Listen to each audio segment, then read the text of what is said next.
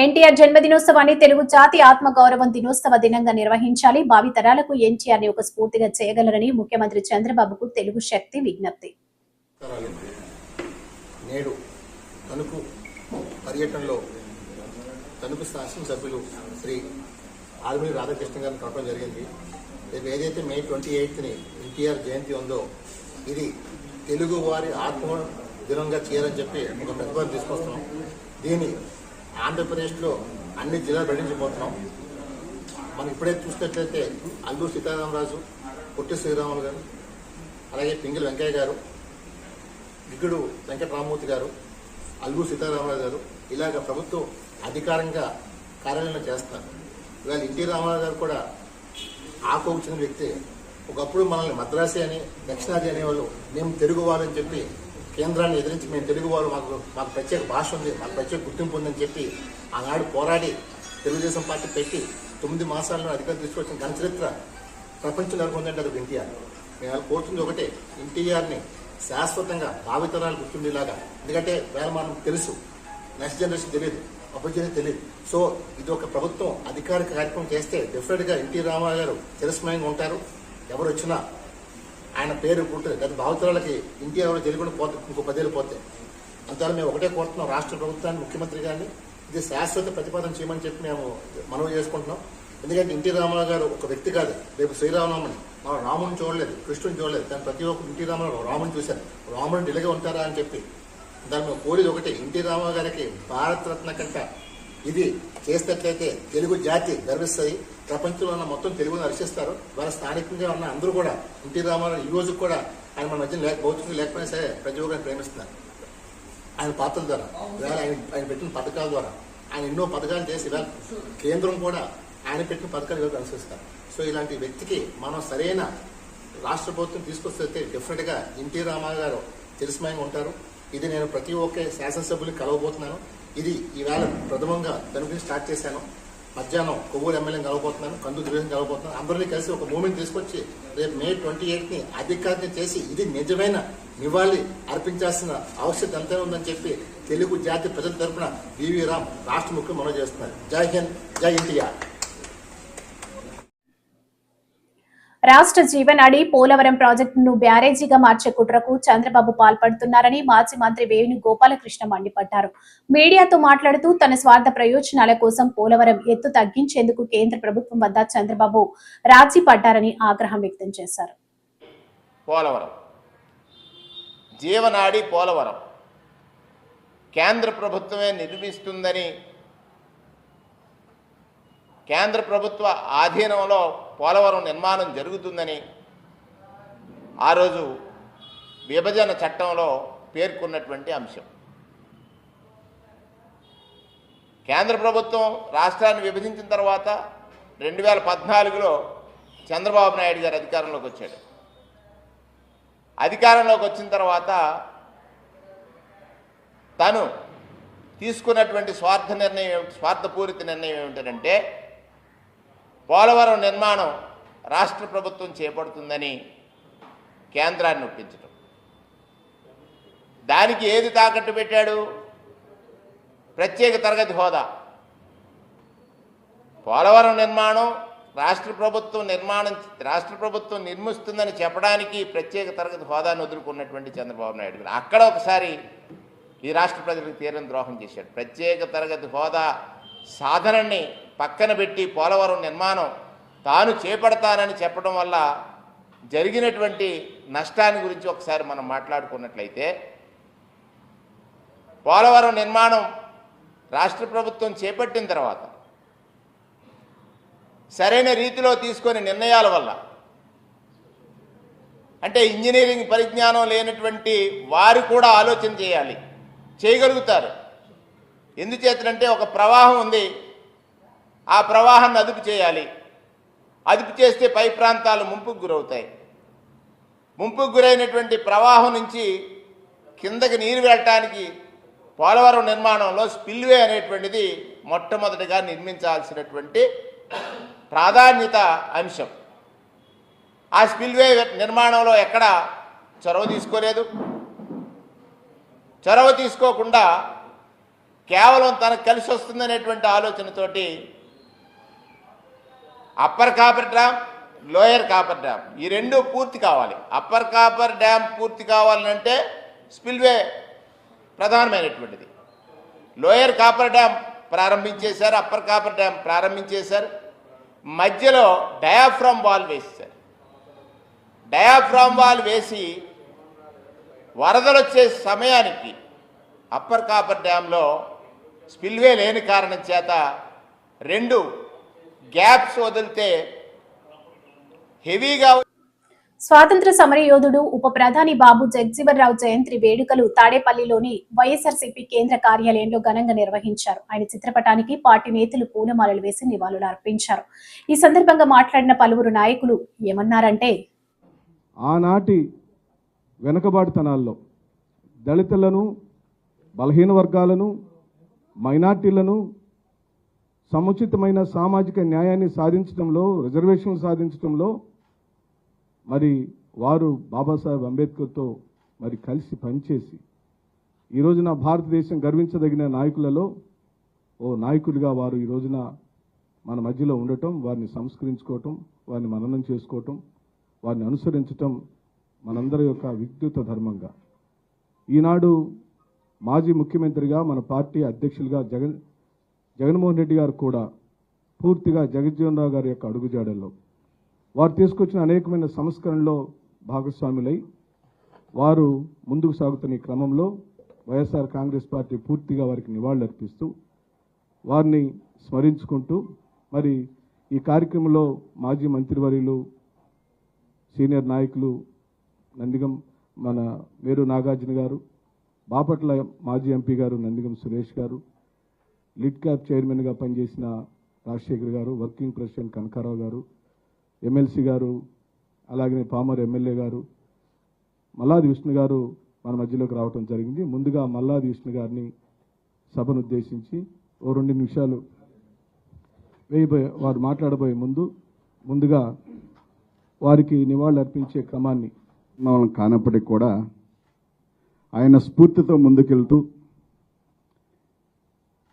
ఆయన ఆశయ సాధన కోసం పనిచేస్తూ గత 5 సంవత్సరాలు రాష్ట్ర ముఖ్యమంత్రిగా ఉన్న జగన్మోహన్ రెడ్డి గారు నడిచారు. అదేవిధంగా మేమందరం కూడా కష్టపడి 5 సంవత్సరాల్లో ఎక్కడా లేని విధంగా మరి దేశం మొత్తం కూడా తమ వైపు చూసే విధంగా జగన్మోహన్ రెడ్డి గారు పాలన అందించారు. దాని అంతటికీ ముఖ్య ఉద్దేశం ఏంటంటే ఒక పక్కన బాబు జగజ్జీవన్ రావు, అలాగనే మరి బిఆర్ అంబేద్కర్ గారి ఆశయ సాధన కోసం పనిచేసిన ప్రభుత్వం ఏదైనా ఉంది గతంలో అంటే అది వైఎస్ఆర్ కాంగ్రెస్ పార్టీ మాత్రమే. కానీ ఈనాడు వాళ్ళ ఆశయాలను పక్కన పెట్టి ఈ రాష్ట్రంలో అంటే మహానుభావుడి గురించి అందరూ అన్నీ చెప్పారు కాబట్టి ఇప్పుడు జరుగుతున్నది మనం చెప్పాలి. కాబట్టి ఈ 10 నెలల్లో జరుగుతున్న విధ్వంసం మనందరం కూడా చూసాం. అణగారిన జాతులపైన, ఎస్సీలపైన, బీసీలపైన, మైనార్టీలపైన, ఎస్టీలపైన అక్రమ కేసులు పెట్టి ఏదైతే జగజ్జీవన్ రావు కానీ అలాగే అంబేద్కర్ గారు కానీ జరగకూడదు, వీళ్ళందరూ కూడా ఐకమత్యంగా మరి ముందుకు కొనసాగి వాళ్ళ హక్కులను కాపాడుకునేదాన్ని మన జగజ్జీవన్ రావు గారిది. అదే క్రమంలో మనము వైఎస్ జగన్మోహన్ రెడ్డి గారిని చూసాము. బడుగు బలహీన వర్గాలకు ఖచ్చితంగా ముందు పెద్దపీట వేయాలనే ఉద్దేశంతో ఎన్నో సంక్షేమ పథకాలు కావచ్చు, రాజకీయ పదవులు కావచ్చు, ఏవైనా సరే ఒక బీసీ, ఎస్సీ, ఎస్టీ, మైనార్టీలకు పెద్దపీట వేయాలనే ఉద్దేశంతో 2019 నుంచి 2024 వరకు మనకందరికీ వైఎస్ జగన్మోహన్ రెడ్డి గారు ఎంత చేశారో మనకు తెలిసిందే. కానీ ఇప్పుడున్న ప్రభుత్వం మన బీసీలపైన, ఎస్సీలపైన, ఎస్టీలపైన, మైనార్టీలపైన ఒక కక్ష సాధనంతో ఎన్ని ఇబ్బందులు పెడుతున్నారో మన సురేష్ అన్న ఇందాక చెప్పినట్టు ఎన్నో ఇబ్బందులు పడుతున్నాం. ఖచ్చితంగా మనమందరం కలిసికట్టుగా పనిచేసి ఈ 3-4 సంవత్సరాలు ఎటువంటి పరిస్థితుల్లో మనమందరం కలిసి ఒక గుంపుగా మనం అందరం వైఎస్ఆర్సీపీ ఎంతమంది పిల్లలుంటే అంతమందికి మే నెలలో తల్లికి వందన పథకం అమలు చేస్తామని సీఎం చంద్రబాబు అన్నారు. జనాభా తగ్గకుండా పిల్లలను ఎక్కువగా కనాలని, భవిష్యత్తుకు ఇది చాలా అవసరం అన్నారు. 20 లక్షల కుటుంబాలని రాష్ట్రంలో ఎంపిక చేశాం. మీ ఊర్లో 41 చేశాం. అదే సమయంలో నేను ఆలోచించిన విధానం అట్టడుగు నుండే 20%, పై నుండే 10%, ఈరోజు ఇక్కడ కూర్చున్న వాళ్ళు కొంతమంది మార్గదర్శులు ఉన్నారు. ఇప్పుడే మనోజ్ గారు అయితే అక్కడికి వచ్చినప్పుడు చూశాను. ఈరోజు వీళ్ళందరూ కూడా ఇక్కడ కూడా ఒక 5 మంది వచ్చారు. వీళ్ళకి సమాజం ఒక అవకాశం ఇచ్చింది, అందిపుచ్చుకున్నారు. ఈరోజు పారిశ్రామికవేత్తలుగా లేకుంటే మెరుగైన జీవన ప్రమాణాలతో ముందుకు పోయే పరిస్థితికి వచ్చారు. నేను ఒకప్పుడు జన్మభూమి పిలిపించాను, మీరందరూ స్పందించారు. ప్రపంచంలో ఉండే వాళ్ళందరూ వచ్చి జన్మభూమి పిలుస్తుంది రా, కదిలి రా అంటే గ్రామానికి వచ్చి ఎన్నో కార్యక్రమాలు చేశారు. స్కూల్ బిల్డింగ్లు కట్టారు, రోడ్లు వేశారు, శ్మశానాలు కట్టించారు, అనేక కార్యక్రమాలు చేశారు. ఈరోజు నేను ఇచ్చే పిలుపు, ఎవరైతే సమాజంలో ఆర్థికంగా పైకొచ్చారో, తెలివితేటలున్నాయో అలాంటి మీరు తిరిగి సమాజానికి ఇవ్వాలి. ఆ రోజు సమాజానికి ఇమ్మని కోరాను. ఇప్పుడు మీతో పుట్టిన వ్యక్తుల్ని పైకి తీసుకొచ్చే బాధ్యత మీకు అప్పచెప్తున్నానని చెప్పి కూడా నేను మీకు తెలియజేస్తున్నా. ఆర్థిక సంస్కరణలు వచ్చాయి. నేనే దీనికి కూడా ఆ రోజు భారతదేశంలో పివి నరసింహరావు గారు ఆర్థిక సంస్కరణలు తీసుకొస్తే సెకండ్ జనరేషన్ రిఫార్మ్స్కి నేనే శ్రీకారం చుట్టాను. ఈరోజు మీరు చూస్తే బ్రహ్మాండమైన రోడ్లు వచ్చాయి.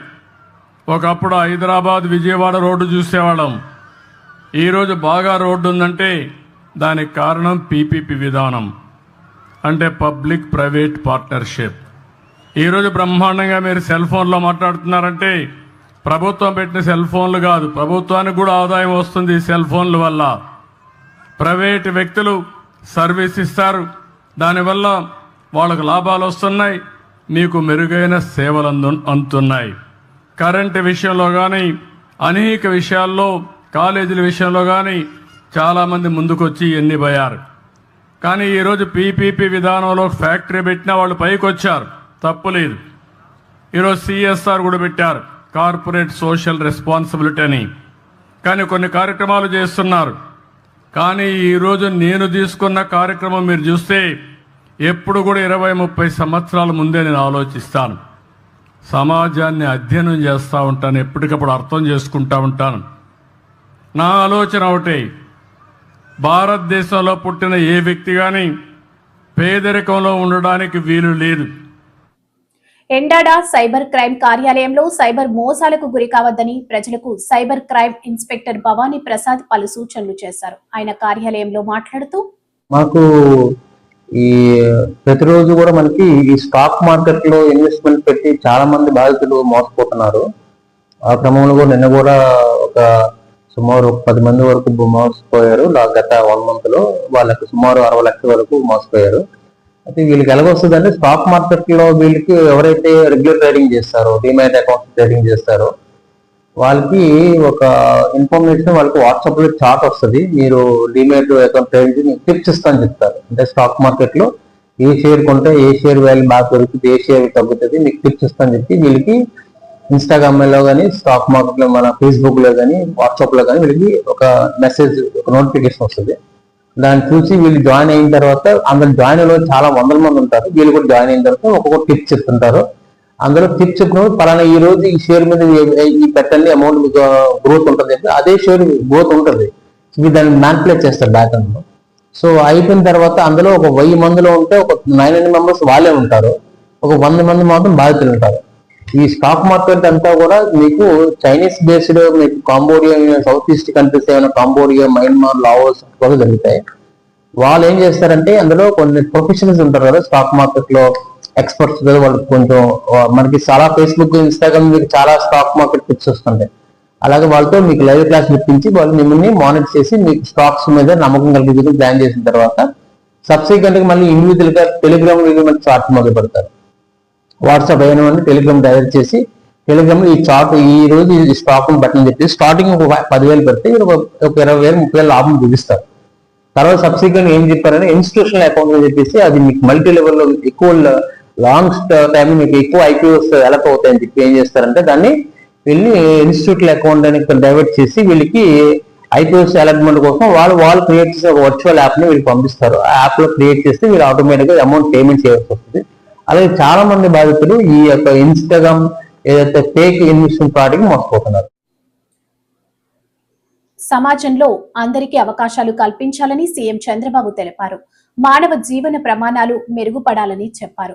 దేశంలో ఉన్న ఏ వ్యక్తి పేదరికంలో ఉండకూడదన్నారు. దేశంలోనే ఎక్కువ పెన్షన్లు ఇస్తున్న ఏకైక రాష్ట్రం ఏపీ అని ఉద్ఘాటించారు.